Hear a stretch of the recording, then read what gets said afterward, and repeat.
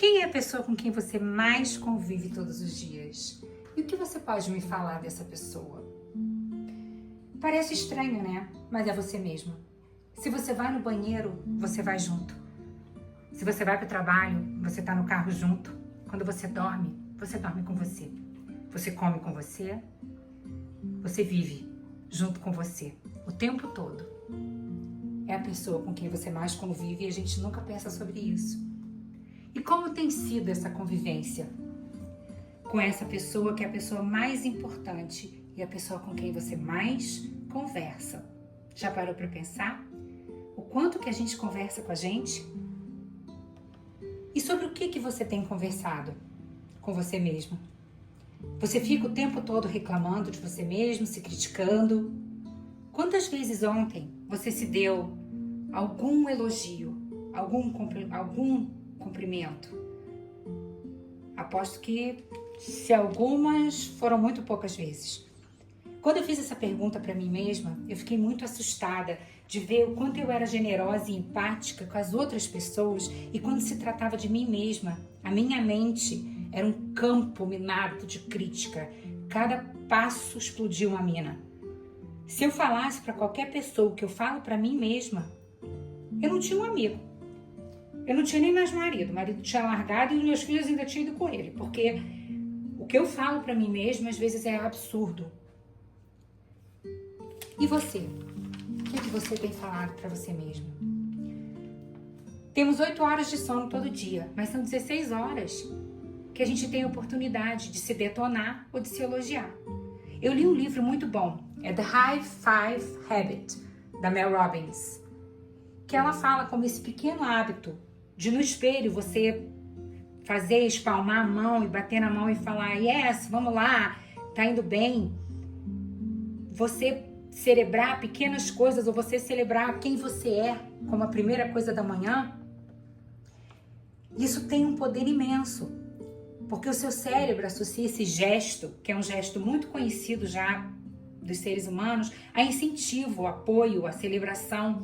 E quando você faz isso no espelho, teu cérebro começa a associar a tua própria imagem a esses estímulos positivos. Então, gestos e associações positivas ativam o nosso sistema de recompensa, a dopamina e a serotonina. E muda a química do teu cérebro. Isso é fantástico. Se um pequeno gesto como esse faz isso, imagina o poder que a gente tem se a gente mudar a forma como a gente conversa dentro da gente. Quando a gente para de criticar tanto e começa a treinar a forma como a gente se vê. Como que seria a sua vida se você conseguisse se ver como Deus te vê? Lá em Mateus 22:39, Jesus ele nos diz: amarás o teu próximo como a ti mesmo. Não existe amor ao outro se o teu amor próprio não tá ok. Sabe por quê? Eu quero que você guarde essa frase. Ninguém dá o que não tem. Essa é a maior verdade nas relações humanas. E temos o amor de Deus incondicional. Um Deus que criou, que planejou e já sabia tudo que você ia fazer desde que você nasceu. Ele sabia o que você ia fazer de errado, de certo. Deus te conhece, Ele sabe o teu coração, Ele tem a vida dele nas tuas mãos.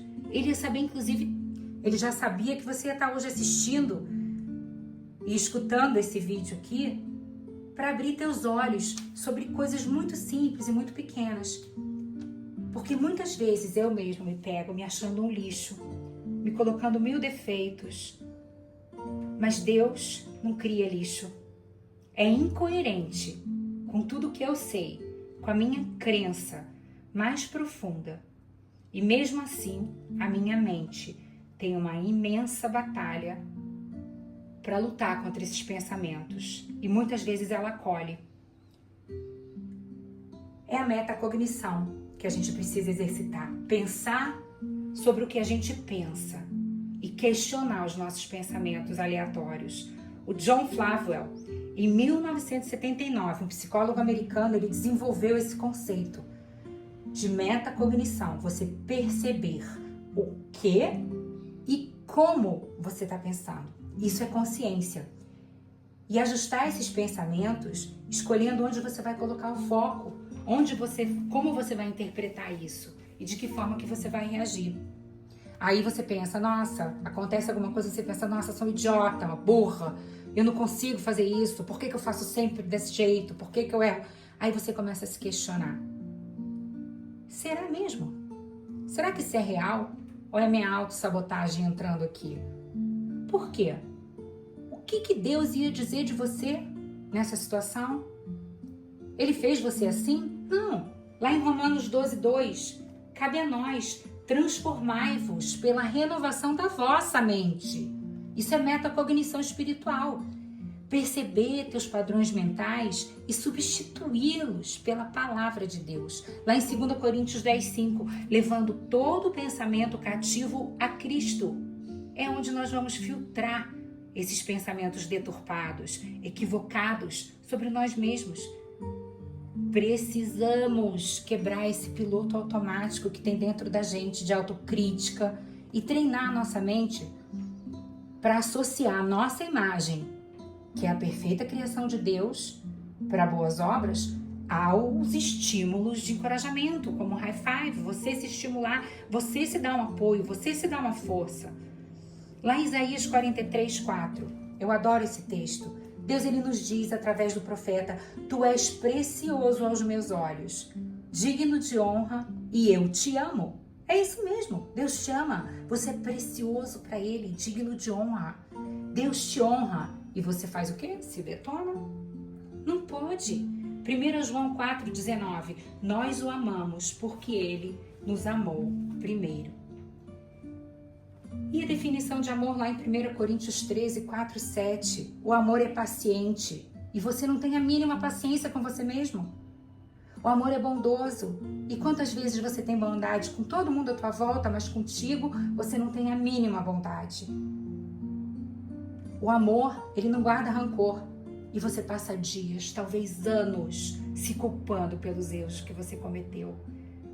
Ressentida consigo mesmo. O amor tudo espera, tudo crê, tudo suporta dos outros. Mas de nós mesmos ele não faz isso. Por que a gente não começa a fazer isso conosco?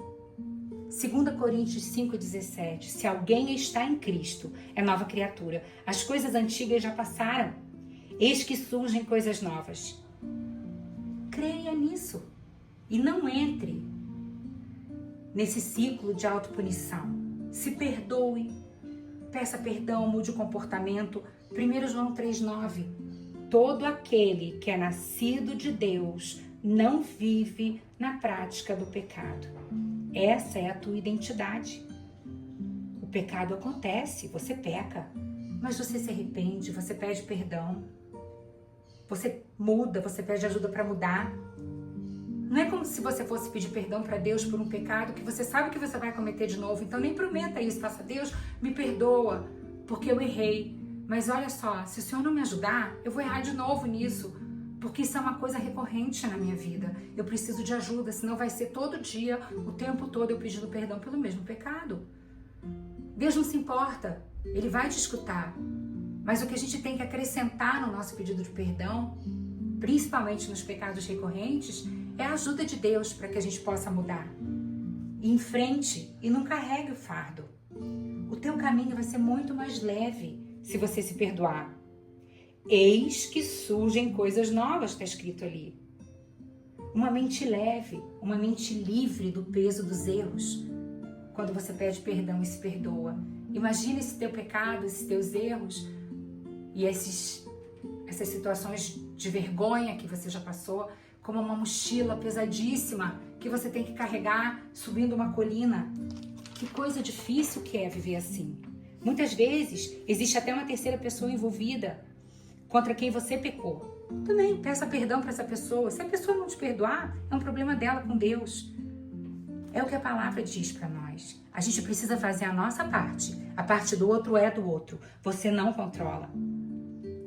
Se isso levar a uma quebra de relacionamento, a uma perda de relacionamento, é uma consequência com a qual você vai ter que viver. Mas faça as pazes com você. Você está dentro de você o tempo todo. e a tua atitude levou à perda do relacionamento. Ok, mas não se perca por conta disso. Restaure a sua relação com Deus e com você mesmo. Aceite o que você não pode controlar.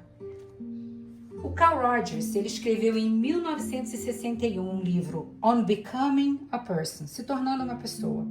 São 60 anos já. Ele escreve sobre a autoaceitação incondicional, como sendo a única chave para a transformação pessoal. Ele cita: o curioso paradoxo é que quando eu me aceito como eu sou, então eu posso mudar. Romanos 5:8. Mas Deus demonstra seu amor por nós.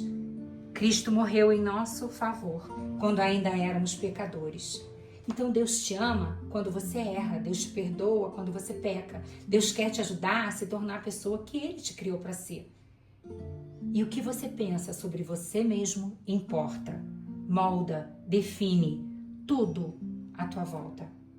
Então busque pensar sobre o que você pensa e mudar o que você não gosta em você, aceitar o que você não pode mudar e viver em paz. Em 2010, foi publicado um livro maravilhoso da Brené Brown. Hoje ela é uma autora renomada, conhecida e super famosa por abordar o tema da vulnerabilidade. É muito interessante. Já falei dela aqui no canal. Esse livro é o The Gifts of Imperfection, os presentes ou dons da imperfeição. O maior inimigo do amor próprio é a vergonha. E o que a Bíblia nos diz sobre a vergonha? Joel 2, o livro do profeta Joel, lá no versículo 26 e 27, Deus fala ao povo. E essa é uma promessa que a gente pode usar até hoje e trazer para as nossas vidas. Comereis abundantemente, vos fartareis e louvareis o nome do Senhor, vosso Deus, que se ouve maravilhosamente convosco, e o meu povo jamais será envergonhado. Isaías 54:4. Não tenha medo, você não sofrerá vergonha. Não tema o constrangimento, você não será humilhado. Você esquecerá a vergonha da sua juventude e não se lembrará mais da humilhação. Isto é uma promessa de Deus para a tua vida. Romanos 10:11. Todo o que nele confia em Deus jamais será envergonhado. Jesus suportou a vergonha. Ele passou vergonha, assim como você já passou muita vergonha. Ele veio nessa terra e ele passou uma baita de uma vergonha naquela cruz. Aquilo ali foi uma humilhação, era uma humilhação pública. Toda vergonha que você já passou, duvido que tenha sido tão pública quanto a vergonha que Jesus passou naquela cruz. E ele suportou. Ele venceu a vergonha por você, por mim. E hoje eu posso viver em liberdade e você também. E me livrar da minha vergonha que ficou para trás. Porque a gente tem uma promessa maravilhosa em Isaías 61:7. Em lugar de toda vergonha que sofreu, o meu povo receberá a porção dupla. Ao invés de humilhação, ele se alegrará em sua herança, pois herdará a porção dobrada em sua terra. Aqui na terra, gente, tá falando da terra. E terá alegria eterna, que ele tá falando do céu. Então eu, quando passo vergonha, e todo mundo passa, eu faço o que eu tenho que fazer, mas eu recebo porção dobrada de alegria, eu tenho herança, porção dobrada na terra e alegria eterna lá no céu. Então agora eu quero que você levante seus braços, puxe bem fundo o ar e pense na vergonha.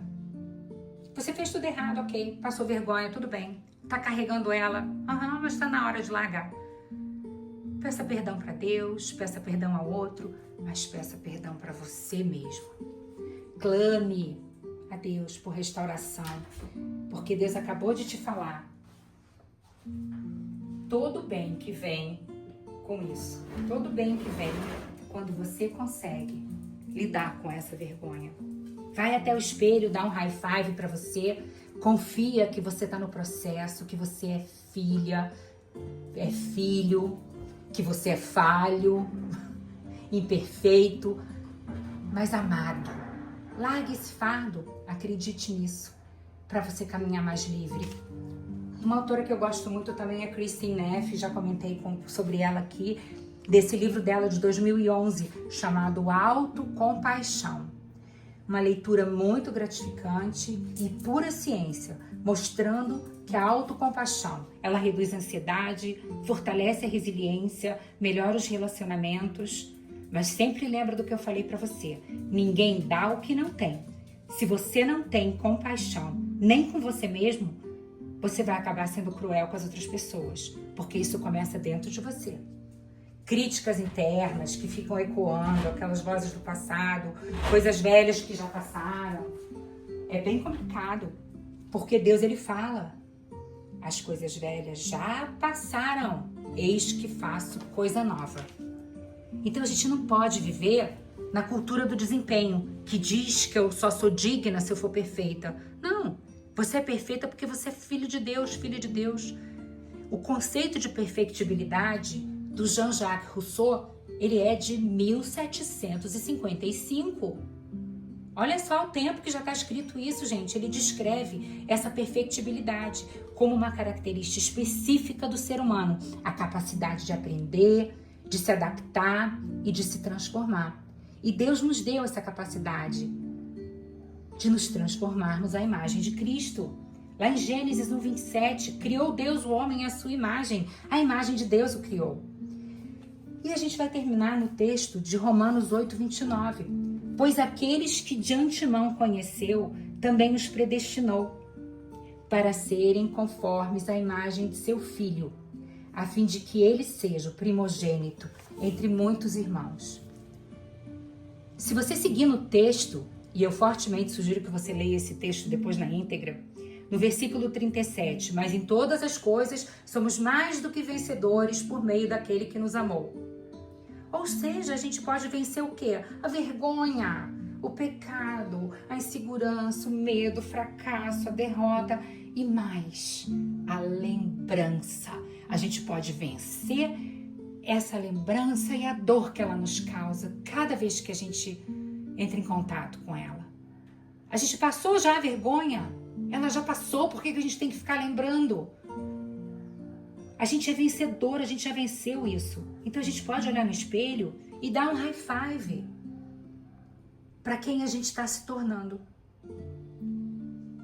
Na nossa imperfeição, na nossa vulnerabilidade, na nossa humanidade, a gente está se transformando. O amor de Deus, ele é maior do que tudo isso. Eu queria que você abrisse agora a tua mente para o versículo 38. Desse capítulo 8 de Romanos, porque Paulo, ele fala que nem morte nem vida, nem anjos nem demônios, nem o presente nem o futuro, nem quaisquer poderes, nem altura, nem profundidade, nem qualquer outra coisa na criação será capaz de nos separar do amor de Deus, que está em Cristo Jesus, nosso Senhor. Essa é uma das passagens mais poderosas na Bíblia. E eu quero concluir o nosso estudo hoje trazendo para vocês uma visão diferente. Deus, ele nos criou de fábrica, com um código interno, um dispositivo original, um design divino. A gente não é apenas carne e osso. A gente carrega na nossa essência um código-fonte que aponta para o Criador. Na computação clássica, a gente sabe, os sistemas funcionam de forma binária, 0 ou 1. Ligando, desligando, certo e errado. Mas na computação quântica, a unidade básica é o qubit, é o quantum bit.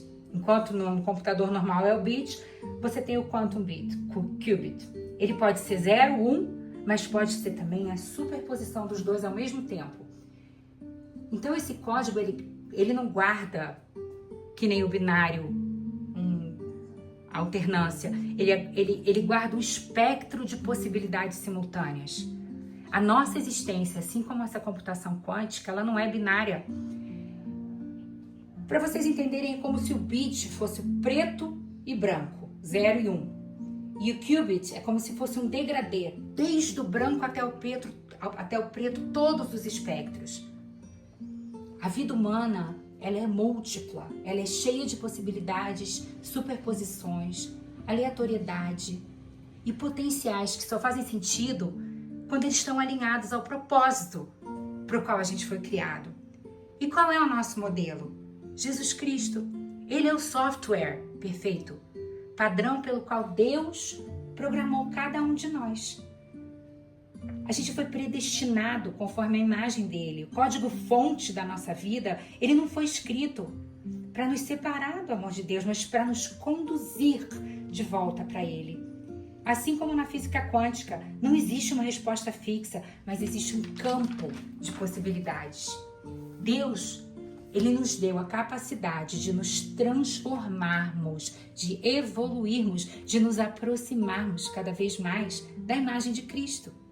Essa nossa perfectibilidade espiritual, ela vem em cada escolha, em cada renúncia, em cada aceitação. Ela vem em cada ato de autocompaixão, em cada passo de fé. E o nosso código vai sendo compilado novamente para que a gente possa refletir o amor de Cristo. Nada pode corromper esse código. Mesmo que o mundo tente hackear o nosso código com mentira, culpa, vergonha, dor, o sistema de segurança divino já foi escrito no nosso DNA espiritual. O amor de Deus, ele é inviolável. Quando a gente olha para a cruz, a gente vê o maior update da história. Jesus reescrevendo o nosso código, tirando, gente, as linhas de erro, limpando o vírus do pecado, restaurando a nossa identidade. Não importa quão fragmentado você está se sentindo hoje, nem quanto quebrado está o teu sistema. O amor de Deus continua sendo a rede quântica que sustenta a tua existência. Você foi criado para refletir a imagem de Cristo e nada, absolutamente nada pode te desconectar desse amor. Então eu oro para que você tenha autocompaixão, para que você se livre da vergonha, para que você aceite Deus e Jesus como grande guia nessa experiência aqui nessa terra, para que você seja guiado, transformado, amado e entenda tudo isso com uma revelação que só vem do alto. Deus abençoe a vida de vocês, em nome de Jesus. Amém.